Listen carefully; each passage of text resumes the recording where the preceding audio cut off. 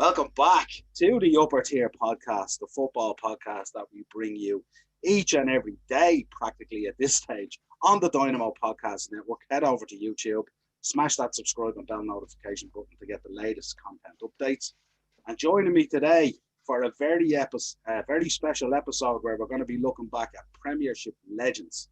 Alex Byrne. How are you, Alex? Good, thanks, man. Thanks for having me on. I'm quite excited for this topic that I'm really, and a man that I'm really excited to discuss with you. And the other man that's joining me, of course, the podfather of the Dynamo Podcast Network, Mr. Ian Kelly. How are you, Ian? Excited to be on here as well. It's good to be on a show where I finally have two Chelsea fans and no one else other than a host wearing a Liverpool jersey, but that's all right. Well, I'm sure our viewers can gather looking at the jerseys. Forget about my shirt. I wore it out of respect because this man broke my heart so many times. Out of respect. I did wear the blue headphones, though. I didn't have a blue shirt, obviously being a Liverpool fan.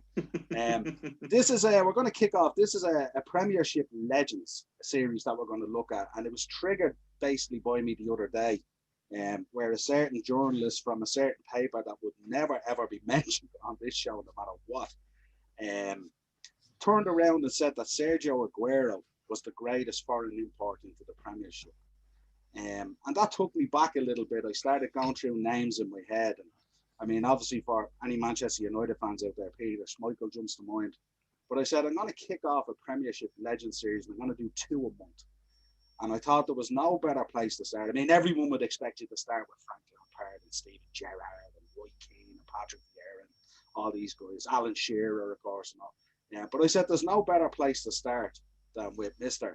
Didier Drogba, who is an absolute legend of the game, who broke my heart on many occasions and has been described as the man that changed the view on strikers in the Premiership by going with one up top and absolutely acting as a battering ram against defences and destroying them. So we're going to take a look at his Chelsea career today, and as I said, I couldn't think of 2 better guys to come on the show, especially for an early morning kickoff for us. So where do we begin with this man's career? I mean, arrived into Chelsea from Marseille, 35 appearances for Marseille, 19 goals, obviously prolific in the league, but again, signing a man like this, always a risk. But this man, he was an absolute powerhouse. Alex, I'll start with you. I thought about that this morning. Sorry, Alex, you can chime in. I wonder, Alex, at the time, before you kind of talk about how great he is, do you remember, like, the year before, obviously, when we had that just FIFA fucking overload? Where, you know, like, I mean, for me... everyone. Oh, like, because we were linked with Christian Vieri, and I was like, oh, fuck. And then we got Crespo, and I was like, this is even better for me. Yeah. Crespo was probably my favourite number 9 on the planet at that time.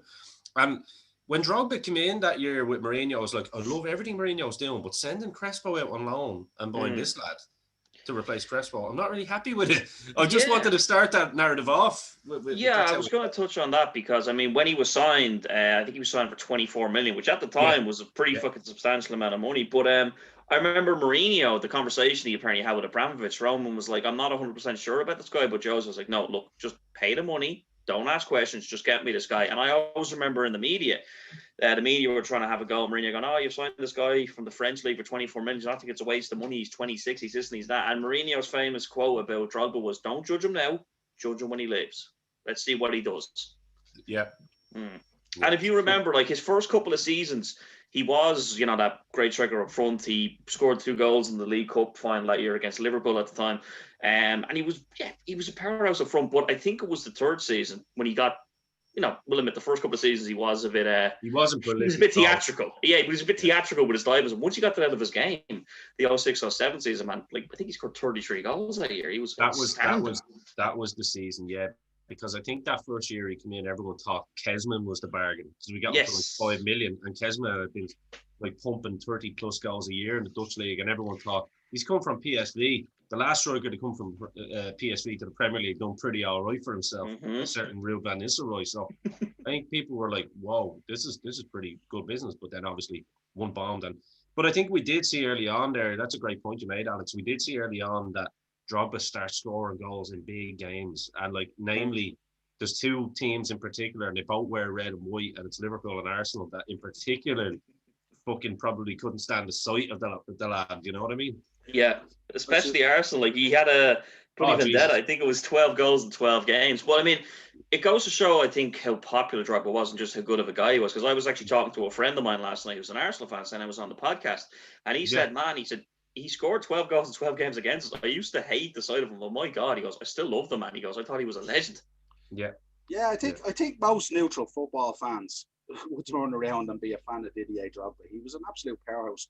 I'd also mention that season where he scored the 33 goals was for our Irish viewers. He took the 11 jersey off Damien Duff, who moved out that season. Which was obviously a catalyst for a great season as well. You know what I mean? Do you remember that famous? I mean, and they weren't just like let's look for anyone that wants to go, because he's had 2 seasons with Chelsea where they were super prolific. Yes. One where he won the Golden. I think he won the Golden Boot twice, didn't he? He won it that year. And I think. Then the year with Ancelotti as well. Yes. He won it. He scored 37 goals in Ancelotti that season. That was when he got the hat trick on the last day to win. Yeah, when he had the hissy fit because he couldn't take the penalty. But I just wanted to kind of add to that. Like, I mean, it's just by the same token. I mean, I'm a Chelsea man, but I have all the respect in the world for like a Dennis Bergkamp and a Thierry Henry. Do you know what I mean? Even though I fucking hated playing against them. Same with Fernando Torres. Like, I mean, that I wanted to punch the head off Fernando Torres when he played for Liverpool. I want to punch the head off when he played for Chelsea. Look at this little blonde highlighted bitch scoring goals, trying to start on John Terry. The day he signed, I was like, fucking always loved Torres, me. We should also mention he was the first Chelsea player since Kerry Dixon to score 30 plus goals in the league. And that's what I was going to say, Niall. Do you remember that? I mean, the goal of the season that year for Drogba had to be the volley on the chest in the last minute against Everton, like from 40 yards out. I mean, literally, it was 2-2. I think Lampard scored a belter from like the most ridiculous angle of the game as well. And then Drogba. I mean, this is as you create the narrative, Niall. This is the measure of this man going forward from that season. That's really when he kicked on, and he was big game Drogba. You know what I mean? The African King was born. He's one of those strikers that I always remember. Like you hear about a lot of prolific strikers out there, but you know they're always banging in 4 against Wrexham or 5 against Luton or whatever it is. You know, this man scored so many goals to get Chelsea over the line and win games and win trophies. He was always there in around the winning goals, which were so important. You know what I mean? And if you look at that record in finals too, I mean, 9 goals in 9 different finals. Like, I mean, I know as you touched on there, Rain, he only had 2 prolific seasons where he scored 20 plus goals, up to 30 goals a season, 30 plus goals a season. But if you look at our finals or against the big teams, if we played against, an Arsenal, played against a Liverpool, we were playing against these decisive teams. He was always a man that scored. And even that season you touched on, his prolific season, that's when he really arrived too. He had that goal, as you said, against Everton, the volley against Liverpool on his left foot. He had, what was the other one? He had the goal against Barcelona where he turned on the edge of the box and bared the top corner in the group stage. But that season as well, we won the Carling Cup and we won the FA Cup. 2 goals in the Carling Cup final to win 2-1 and the goal in the cup final to win 1-0. So that's when you sat there and go, okay, he's the man for this occasion. He's the man who's going to win us these trophies. Mm-hmm. Yeah, you always felt when he took to the pitch that he, like, he fed off it and he embraced it and he wanted it so much. You know what I mean? Like it's weird when you look back on some of those goals he scored now because VAR might rule them out for like grievous bodily harm on defenders or something like that. Jamie Carragher, didn't Jamie Carragher say that he was the hardest defender he's ever played against? You remember that famous one where Carragher said, "I'm going to actually do him here," and he ran. He had a full fucking pelt and he ran into the back of Drogba to knock him over and Carragher fell on his own arse. Yeah. And there was that Carragher's admitted he had a blow with Benitez. They were playing Chelsea and Rafa was basically saying, you're not doing a good enough job on Drogba this. And the famous Carragher one is he said to him, "Boss, he's bigger than me, he's faster than me, he's more skillful than me, he can score from 40 yards and he's stronger than anyone on the team. What do you want me to do?" yeah. I loved the Carragher Drogba battles, I have to say, and it's kind of where when I look back on it now, I have so much respect for Carragher because he's quite an honest guy too when he talks about it. You know what I mean? Because Carragher does give that impression of being the hard man, but he's also honest. You know what I mean? He's like, I can't do anything against this fucking behemoth, because when you look at Drogba, like. It wasn't like he was Hulk. Do you know what I mean? He wasn't like big mad traps or fucking, but he was cut like a middleweight boxer or something. That's what he was cut like. And his strength in his core was just ridiculous. And as Niall I think Niall or you, Alex, alluded to, his first 2 seasons where, the Mourinho tactics of diving and stuff like that, he kind of gradually got that out of his game. And I think that particular year, I think Ancelotti was the guy that really cut that out. And, funny enough, an Italian cutting out diving. But, I think as well we did well to keep him, because when Mourinho was sacked in 2007, the big talk, there was all the players were very upset, but the big talk was that Drogba was going to leave. Every kind of summer, it was, okay, this is when Drogba was going to leave. He's going to go here. He's going to go City wanted him, yeah. Yeah, he's going to go to Inter to beat Mourinho. He's going to go to Madrid to beat Mourinho. But no, he always stuck with us. He stuck with us for 8 years. And I was kind of saying to people as well, I'm sure you agree, and we talk about these players that play for the club, like I got Lampard in there and poster behind me. We talk about Lampard, we say, what a player, amazing player. We talk about Terry, exact same. We talk about Czech. Yeah. But when we talk about Drogba, there's this, I don't know, it's just kind of emotional. It's what a man, just what a man. It's, one thing, and I'll pass it back to you, Noel, sorry, just one thing I wanted to say as well, in terms of his mental strength, when you think about it, it's ridiculous, because think of the strikers that he had to overcome to always get his place back. Crespo, boom, sent him out on loan. Next year, Crespo comes back and they were able to work together. Do you know what I mean? Mm-hmm. And then Shevchenko comes in. You think Shevchenko fucking literally, in the last 5 years, have probably been the superstar of European football. No, Drogba takes a spot back. Anelka comes in. They find a way to work together, which was a beautiful partnership, I have to say. But again, Drogba comes out on top. Torres comes in, Drogba out on top. He just that mental strength, I think, as well, is something that people kind of overlook, I think, when they're talking about Drogba. I think when you look at him, we always talk about Lampard and Terry and all being Chelsea boys. But he was kind of like the foreign version of a Chelsea boy in the team, wasn't he? He was that he fitted in with the band, if you like, or the clique, if you like. His performance was unbelievable. He was also the first Chelsea player since Gianluca Vialli to score a hat-trick in Europe, which is absolutely huge. 2007, he was named Ivorian Player of the Year. Had an outstanding international career with the Ivory Coast. 105 games, 65 goals. Good Jesus. I have to say, I just want to interrupt for 1 second. I just wanted to show this on the thing. World Cup in 2010 in South Africa. Ireland weren't there, so I need a team to support. Look at that. World Cup 2010. They were my team. I remember when Drogba scored against Brazil. I was celebrating so much. It was Ireland. It was Ireland in reverse as well. Exactly. We know Ireland has a big kind of African culture now as well. So I remember that year as well. There was a lot of either Arsenal fans, cheering Ghana and stuff like that. But I remember all the Chelsea boys. I was like, well, it's Ireland in reverse anyway, the Ivory Coast. It's mad, isn't it? And the jersey ain't too dissimilar from a Brazilian jersey anyway. No. Yeah, so then we look at he was named in the PFA Premier League Team of the Year and only missed out on the Player of the Year award to Cristiano Ronaldo, which is pretty decent. Which is fair. Yeah. Which is fair. What else did we look at here now? December 2007, he was voted fourth in the FIFA World Player of the Year, and he was only behind. Here's some names here. This is the company he was keeping: Kaká, Lionel Messi, and Cristiano Ronaldo. And I mean, if you're coming forward to any of those three, I mean, you kind of feel like a winner, don't you?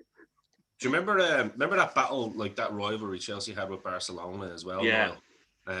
And I remember Ronaldinho and Messi had both, for every year in their Team of the Year, always had Drogba as their striker. What does that tell you? Do you know what I mean? Absolute powerhouse. So then we move on. Let's talk about the first Champions League final, which is always the tougher one to talk about. Yeah. I was reading an article there the other day, and I think the assistant coach at the time came out and said Drogba was actually the man who was supposed to take that fifth penalty. Yes, he was. And how different history could have been written, only for a moment of madness with Didier, who basically annoyed every striker. What's your memories of that final? I mean, obviously, it must have been massive disappointment. Alex can go on this first while I gather my thoughts. I think that I will say how I used to feel compared to how I feel now. I remember at the time, I'm sure you were the same, and I was devastated. I'm sure you probably were as well, Nelson. United win the Champions League. I was absolutely devastated. But I suppose it wasn't just the way we lost. There was always this kind of like old adage of, Chelsea have come closer than any team to winning the Champions League without winning it. We'd been knocked out of 3 semi-finals by this stage. We'd finally made the final. We'd basically gotten one penalty away from winning the Champions League, and unfortunately JT at the post. And you're kind of sitting going, how much closer can a team get to actually winning it without winning it? But I'm a firm believer in that. The 2004 semi-final against Monaco, 2005 semi-final against Liverpool, 2007 against Liverpool, 2008 final against United, 2009 semi against Barcelona. Every single one of those games made winning it in 2012 that much better. If we because there was always a big thing of Chelsea haven't won the Champions League. There was a joke of we've gotten so close and can't do it. It was amazing. It would have been amazing anyway. But I think without all of that backstory, it wouldn't have felt as good. Because people talk about Champions League wins and Champions League journeys. They go, oh, they went through this. This was an 8-year in the making win in 2012. And I think 2008 was a big part of that. So as much as it used to break my heart at the time, I look at it and I go, you know what? It sucked at the time, but it made, and I'll move out of the way, it made this so much better. Yeah. I have nothing to add to that other than I completely agree. And like the narrative, it was literally, you could make a movie out of that because everyone had thought that ship had sailed, that team that Mourinho had built were on their last legs. Drogba was near the end. He was moving club after that. It was kind of like, shit, this ship has sailed for this. This is like, as they say in ice hockey, this is a rebuild now. You know what I mean? And we're going back to basics. And Torres hopefully will be the guy to kind of lead the mantle, which he did, in fairness, the next season, especially in Europe.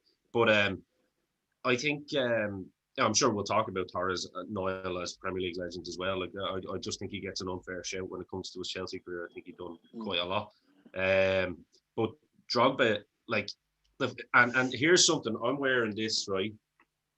The fact that Di Matteo was the man in charge of that. Like one of my favorite moments was Di Matteo shouting at Abramovich, I want it, and Abramovich just going, to see Di Matteo come in there and rally the troops, one of the first foreign players to come in, very underrated player too, and not really remembered, for everything he done. What a fucking player.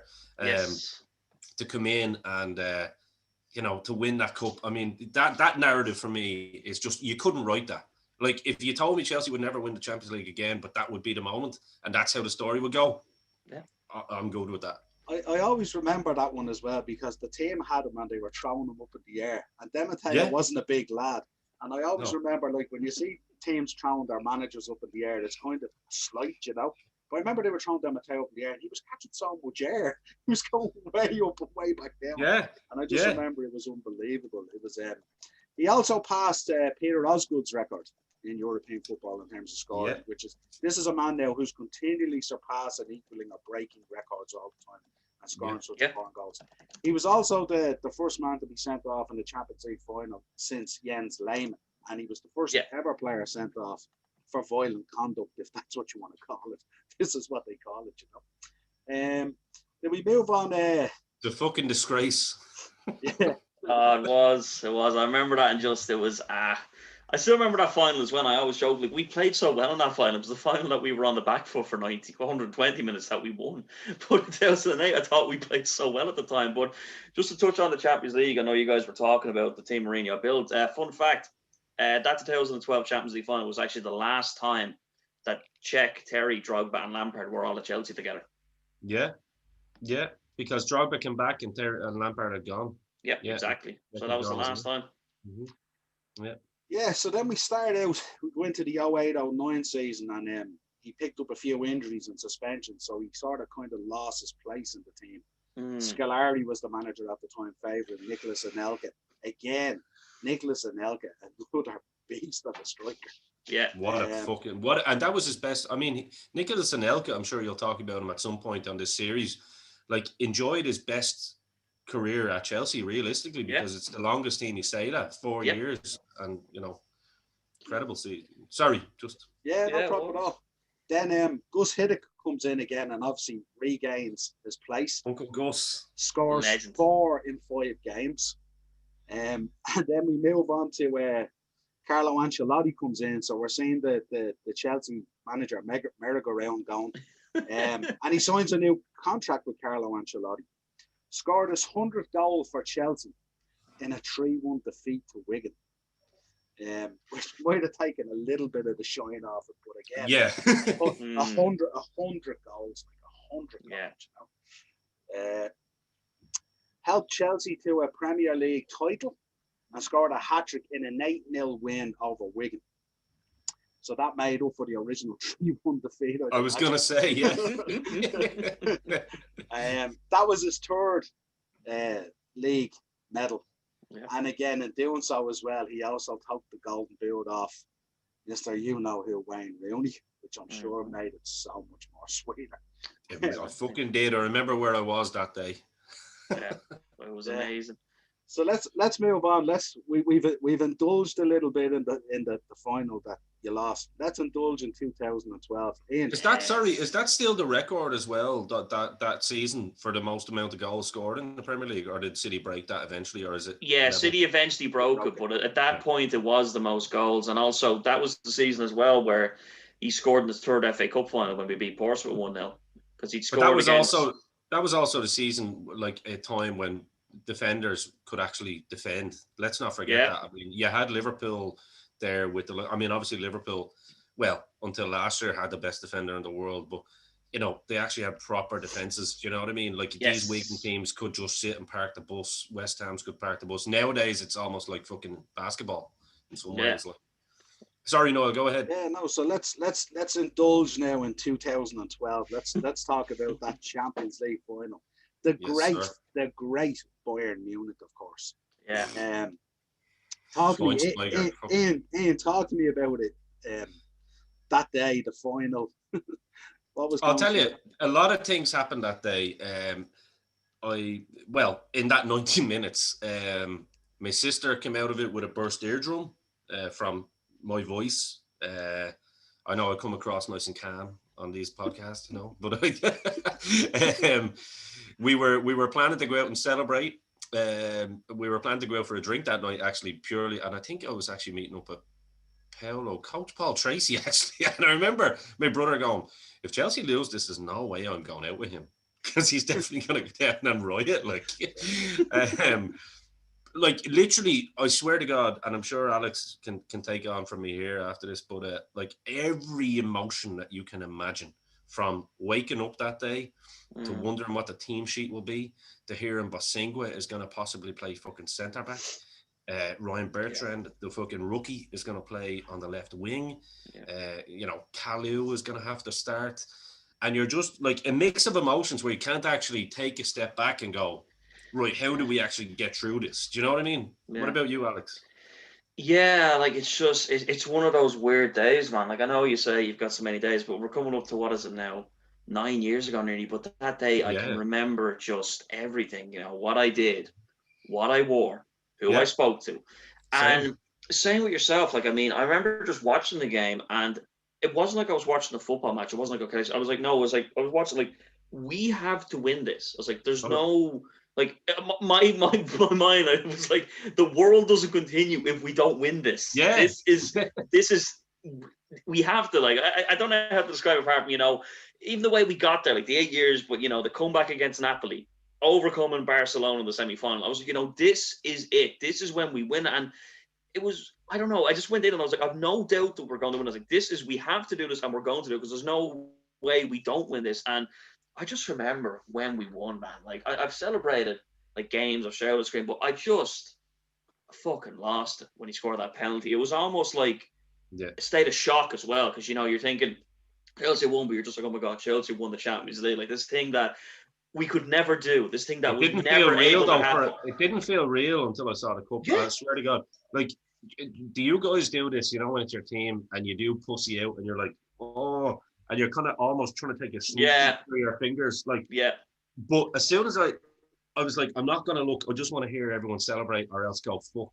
But I remember something in my head just went, oh, take your hands away. And as soon as I saw Drogba, as soon as it went that way, I was like, It's Yeah. fucking him, like. Yeah, and even the commentators, you heard them going, this is meant to happen. This is exactly what needs to happen. And the one for me with that was when Robin got the penalty in injury time, and I was like, no, I can't watch, but I can't have like the fingers up like that. As soon as Czech saved the penalty in injury time, and that's a man that deserves just as much credit as Drogba. You look at me tearing up like a pussy, remembering it. Like it's actually mad. It's actually mad how much emotion that day brings back. Yeah, like that's what I said to like a couple of Chelsea fans that I made. So like I says, I'm going to talk about Drogba today, but I'm going to get so emotional. That's what I'm talking about. We can talk about our players, but when it comes to Drogba, especially for that night, it was just wow. And I just it felt so right. The fact it was on penalties. I always remember the line that did it for me. I remember I was watching the shootout, and it was Schweinsteiger hit the post with his penalty, and I was about to go up and celebrate, and then it was Martin Tyler. He goes, Chelsea are one penalty away, but that's what they were in Moscow. And I was just like,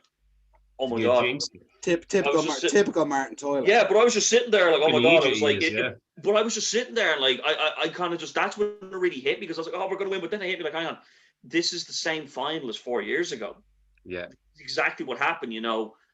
A goal down to equalize, bring it to penalties, and this is what should have happened 4 years ago. This is Drogba stepping up, and oh man, I don't know, just as soon as he did it, it was just everything was just right with the bloody world.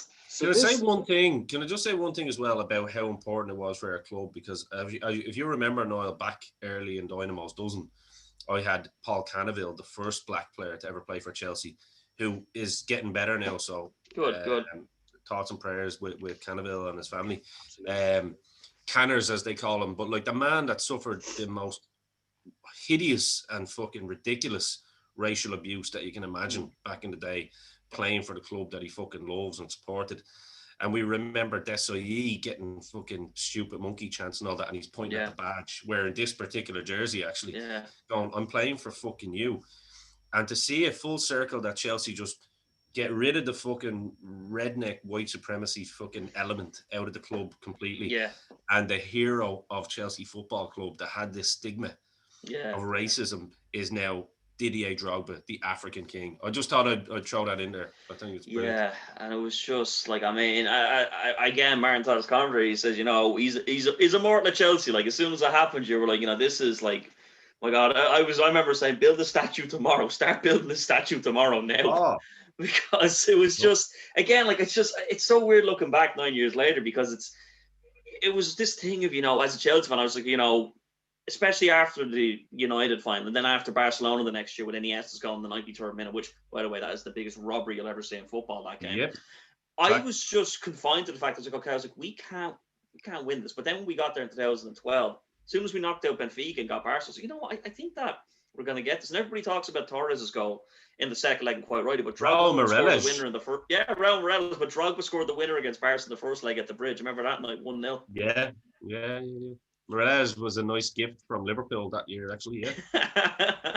Well, I wanted to bring you on a bit of an emotional roller coaster, really, which is kind of beat me to it. Really, I was sort of thinking, 87 minute, you guys must be slumped in the couch thinking this is. Yeah. This is the moment where my family are saying I'm not going out with him. 88 minute corner with Juan Mata, swings in the corner. Must have been like slow motion for you guys. Yeah. Oh. Hits the back of the net, back in it. Yeah. And then riding the roller coaster of emotion all the way to penalties. And surely the John Terry slip and everything else must be still in the mind, still in the background there, and going, listen, we have to do it at least for John Terry. Like, that's my reaction. Like, when it went to penalties, I was like, I started freaking out. I was like, we cannot lose on penalties again. I was like, we cannot lose on penalties again. And it was just, man, like, I mean, that equalizer again, I just remember the commentary, like, it's through Martin Tyler, and it was correct what he said. He said, Chelsea they just won't give up in this Champions League. They just refuse. They're like, no. Neville blew his load again. He did indeed. Oh! But see, that's by the way, shout out to Torres, by the way. Yes, he did indeed. And that was Martin Tyler as well. He goes, X amount of minutes they've been on the pitch together, Drogba and Torres, and they don't score 5 minutes later. Bang. But it was such one, because, you've had teams win the Champions League. You've had the great Real winning 3 in a row. You've had Barcelona winning the Champions League. You've had Liverpool, the Italian side. You've had, exactly, Liverpool. But that was the one time I just saw a Champions League team win. We have to admit, we were not the best team in that last 4, but I've just never seen a team that just was like, no, we are not going to lose. There's no team that's going to beat us. We might have been the best team, but you are not going to beat us.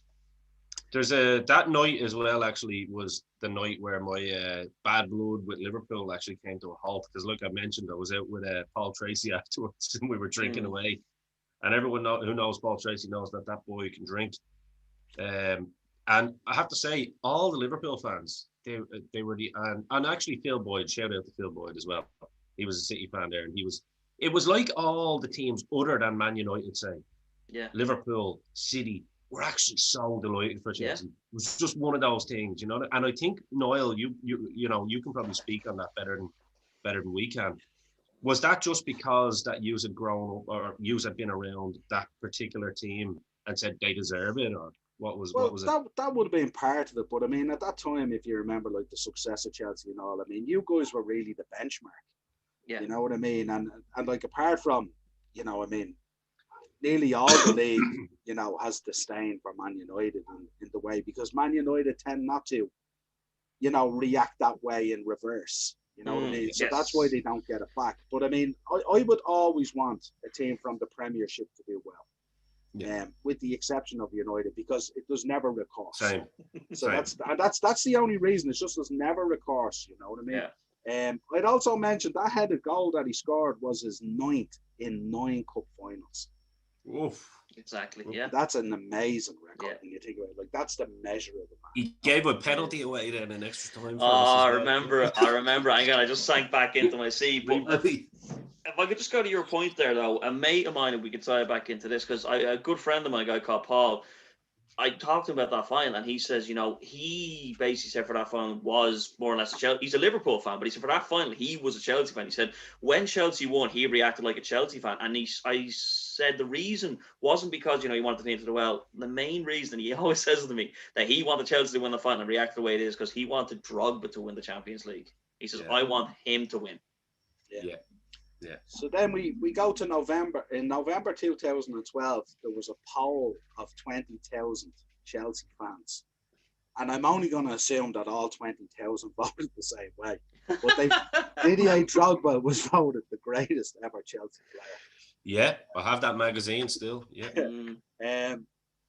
So, I mean, then he goes out then and he, this is where we say Mourinho moves on, and I heard an interview with Didier Drogba where he says that he was in tears when he found out that Jose Mourinho was leaving. He had such bond with Jose Mourinho. Yeah. And so was I. But it was just, you know what I mean? It was nearly, sometimes I looked at it at times when you're saying the two of them interact, and it was nearly like that father and son relationship. Yeah. Like Mourinho did so much for his career, and he did so much for Mourinho's career as well. Yeah. So 2014, let's teleport to that. He had left and then he comes back. Yeah. The prodigal son returns, and it starts off with Jersey Gate, where I think he had 3 different jerseys in the space of a few weeks. What was it? He took over. What did it start out with? No less from Mo Salah. Yeah, Salah was number 15, and then Salah switched to number 17. So Drogba would get his own number 15 back. But Oscar, who was number 11, said, well, you know what, I'm going to take number 8 that's been vacated by Lampard. So Drogba took 11, which left Salah standing there like, right, I'm not sticking around here. I'm going to Fiorentina. I'll win a Premier League with a different team. And thank God he did. well, we did mention that Liverpool gave us 2 gifts in Torres, although a very expensive gift in Torres, and then although they gave us the gift of Ben Oyun, which we won't speak about, but Raul Meireles, that one season he was at Chelsea, I thought he should have been kept. I know it's off topic, but no, it's what that Drogba return for me. It was kind of like I was delighted to see him back, but at the same time I was like, you had the perfect ending. But then, I mean, he came on and he scored a goal against Man United, another header. And I was like, but you know what? Everything's right with the world again. So if that's the only goal he scores this season, that's good enough for me. And he also picked up a goal against Schalke as well. Yeah, and he scored against Spurs. Yeah. Oh, and yeah. he also, when we were going for the title, I remember there was a game against Leicester where it was toward the back end of the season. We were 1-0 down at half time, and Drogba scored the equalisers in that game to get us on our way to pick up 3 points to push to the title. So, like, people say we brought him back, and, you know, we brought him back. It was this thing. It was just a sentimental thing. No, he played well that season. He got a few good goals again. As you said, a great goal against United. I remember that game. They equalised in the 96th minute and acted like they'd won the bloody league. But, It was, and like he just and I think it was his personality too, because a lot of players say, you know, if you look at our title celebrations that season, everybody wanted to be beside Drogba. Everybody had their arm around him. They were hugging him. He had the pictures. Remember, he was sitting in front of the band and they put the crown on his head as well. Yeah, that's an image I have trapped in time. Like, do you know what I mean? Come back and you talk about the perfect send-off as well. For me, Drogba at Chelsea had 2 perfect send-offs. He had the first one in the Champions League final, scored the winning penalty. Absolute hero, but his last game in the Premier League for us in 2015, you know, he gets carried off the pitch by all the players to applaud. And I was like, you know, if ever a man deserved an ending like that, it was him. Yeah, and just to touch on as well, the Schalke goal that he scored was his 50th goal in European football. 50 goals in European football. That's big. That is big. And you can imagine the level of European football he was playing at, you know what I mean? To score 50 goals.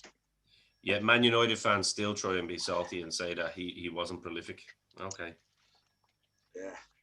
Well, sure. Look, the salt runs deep in their veins, you know. Yeah, if I could point out again as well, like, I mean, I've seen that argument too, where people go, "Oh, you know, Darren Bent scored more Premier League goals than Drogba." I'm like, yeah, but you know, how many goals did Darren Bent score in the Champions League final? How many cups did he win for his teams? He had 2 prolific seasons, Drogba, and there were some seasons where he didn't score as many as some other world-class strikers. But look at Thierry Henry, never scored in the cup final. Yeah. Yeah, I mean that's what I was saying earlier in the episode. I mean, how many goals did Darren Bent score that led to him picking up a medal? Mm-hmm. You know, that's the. Listen, Kevin Phillips scored 35 goals one year with Sunderland, like 2 or 3 years in a row with Sunderland. Like, how is Kevin Phillips remembered? No disrespect to Kevin Phillips, but who are you going to have in your team? You know. Well, Kevin Phillips is remembered as the man that Niall Quinn made. I'm just going to pop that in there with the Irish connection again. Other than his kids, it's the only thing that Niall Quinn made. I just want to say that I'm on Team Keno. Go on, Keno. me and Keno have made up since the last time I was having a rant about it. Yeah, absolutely. Alex, favorite goal from the man and favorite moment. Well, it's got to be 2-1. Favorite goal in the moment has to be the Champions League final 2012. I mean, there's so many great moments with it, but that for me is just, I don't see anything ever topping that as a Chelsea fan. Yeah, I'd agree. Well, I mean, lads, this has been absolutely brilliant. It's been, I mean, we couldn't kick off a better Premiership Legends series than with you two guys and talking about Didier Drogba. I kept it a secret from Ian yesterday, and then I hit him up and I said, we're doing a Premiership series. And I said, and he was saying, so who are you doing? And I said, well, you wouldn't believe it, I'm going to be doing Didier Drogba. And I don't think he expected me to say that. But absolutely fabulous. You messaged myself out of the blue yesterday as well, going, hey, I'm doing a Premier League podcast. You want to talk about Drogba? I was like, just name the time and I'll be there. Same with me, man. I was like, on my day off, I was like, it's 9:30. That's all right. Yeah, I'll give it an hour. All right. Yeah, that's grand. I was just waiting for that Zoom link. As always, head over to YouTube and smash that subscribe and bell notification button. As always, support Irish podcasting. You will also find us on Anchor, Spotify, and Podbean if you prefer the audio versions. Lads, it's been wonderful having you on, and no doubt we will touch again because there's plenty of Chelsea Premiership legends still to come. So from me till next time, thank you.